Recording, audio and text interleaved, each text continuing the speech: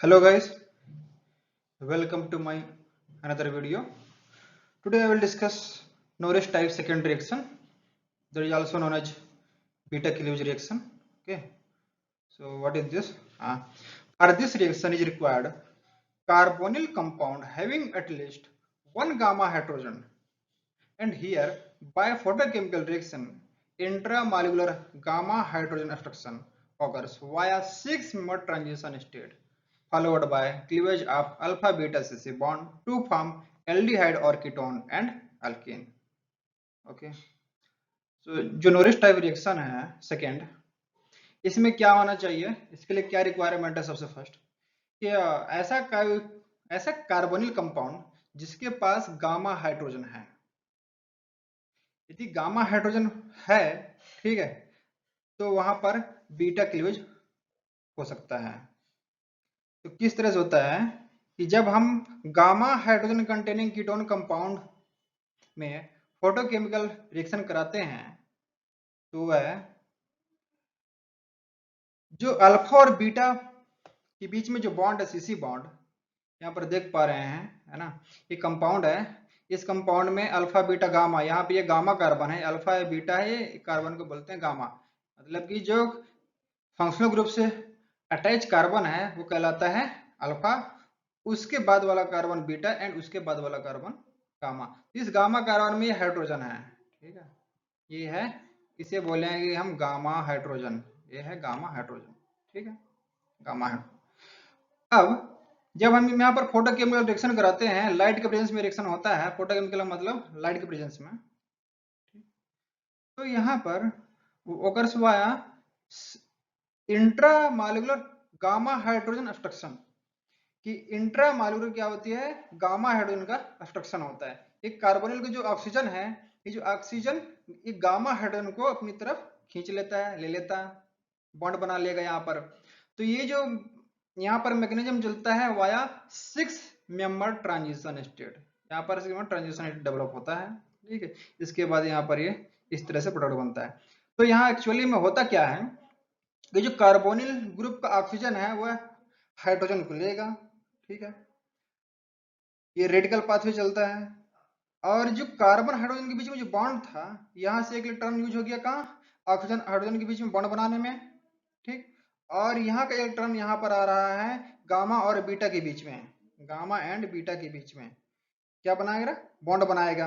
और अल्फा और बीटा के बीच में जो सीसी बॉन्ड है ये टूट जाता है पूरी तरीके से। ये यहाँ से क्या हुआ है, ये इस तरह से क्लीवेज हो गया है, टूट गया है, ठीक है। जब ये टूटता है तो अल्फा कार्बन और कार्बोनिल कार्बन वाला जो बॉन्ड है, ठीक है, अल्फा कार्बन ये है और कार्बोनिल कार्बन ये है, यहाँ पर न्यू बॉन्ड का फॉर्मेशन होता है, न्यू बॉन्ड का फॉर्मेशन होता है, ठीक है। तो यहाँ पर cleavage of CC bond,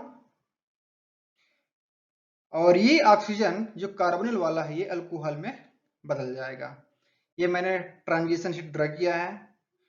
transition sheet draw करने के लिए क्या करते हैं, जो बॉन्ड टूटता है उसे डॉट डॉट में दिखाते हैं, और जहां पर नया बॉन्ड बनता है उसको भी डॉट डॉट में दिखाते हैं। जैसे ऑक्सीजन और हाइड्रोजन के बीच में क्या बनेगा? बॉन्ड बनेगा। यहाँ पर मैंने क्या बनाया है? बॉन्ड, सॉरी एक हाइड्रोजन यहाँ पर गलत लिखा है, गलती से यहाँ पर एक ही हाइड्रोजन रहेगा, दो हाइड्रोजन नहीं रही, गलत है, ठीक है। एक ऑक्सीजन और हाइड्रोजन के बीच में बॉन्ड था तो डॉटेड लाइन।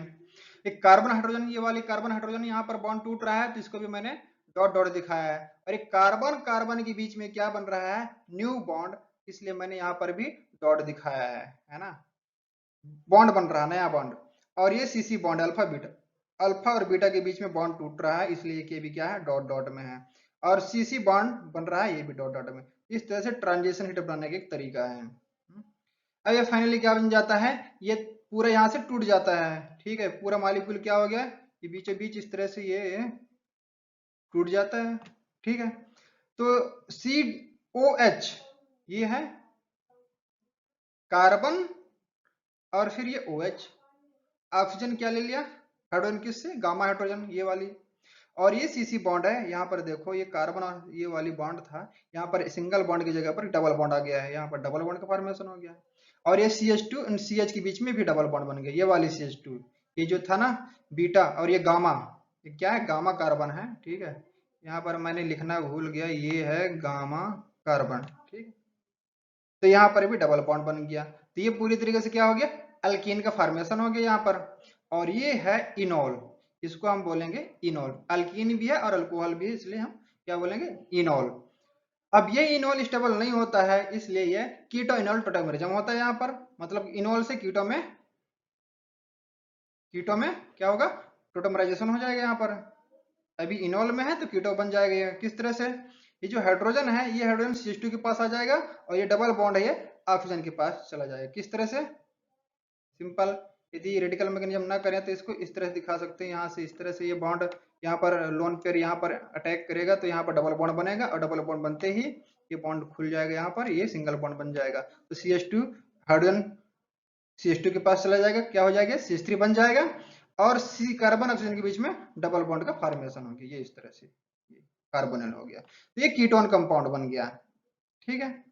तो सिंपल है, कोई बहुत बड़ी चीज नहीं है, इसमें दो कंपाउंड बनते हैं, अल्कीन एंड कीटोन, ठीक है। सिर्फ और सिर्फ जो बीटा क्लीवेज इसलिए बोला गया है क्योंकि बीटा कार्बन और अल्फा कार्बन के बीच में बॉन्ड का क्लीवेज हुआ है, और अल्फा क्लीवेज में क्या होता है, ये कार्बोनिल कार्बन और अल्फा कार्बन के बीच का जो बॉन्ड है वो टूट जाता है, ठीक, ये डिफरेंस है। हाँ, और अल्फा क्लीवेज में कुछ कई प्रकार की प्रोडक्ट बनता है, उसमें कई प्रोसेस होती है, 2-3 स्टेप होता है, 2-3 प्रोसेस होती है, तब जाके उसमें प्रोडक्ट बन पाता है। लेकिन यहाँ पर एक सिंपल है कि आप एक ही बार में पूरा इस तरह से ड्रॉ कर स्ट्रक्चर आप फाइनल प्रोडक्ट बना सकते हैं। Thank you for this. Okay.